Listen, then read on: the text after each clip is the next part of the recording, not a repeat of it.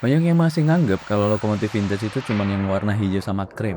Padahal sebenarnya dunia kereta api itu jauh lebih luas dari sekedar satu warna. Karena arti vintage itu bukan soal warna tertentu, tapi soal zaman, era, dan jejak waktu yang dibawa sebuah lokomotif. Di Indonesia sendiri, istilah vintage itu lebih sering mengacu ke identitas visual atau livery dari suatu era tertentu. Warna yang pernah jadi ciri khas masanya. Red and Blue punya eranya sendiri. White and Blue juga punya masanya sendiri. Sama kayak kita ngeliat foto lama, dulu mungkin biasa aja, tapi ketika waktu berjalan, semuanya berubah jadi kenangan. Dan lokomotif tuh juga begitu. Dulu nih ya, livery Red and Blue itu berkeliaran di mana-mana. Jadi pemandangan sehari-hari. Tapi sekarang, lihat, banyak yang udah repaint, banyak yang udah tampil beda. Bahkan ada yang tinggal cerita. Makanya kenapa livery seperti White and Blue atau Red and Blue sekarang mulai dianggap vintage oleh banyak orang. Karena mereka membawa identitas sebuah masa. Vintage itu bukan berarti harus paling tua juga. Karena faktanya banyak lokomotif tua yang umurnya puluhan tahun, tapi tenaganya masih dipakai narik rangkaian dan sampai hari ini tuh masih aktif berjalan meskipun warnanya mengikuti identitas masa kini.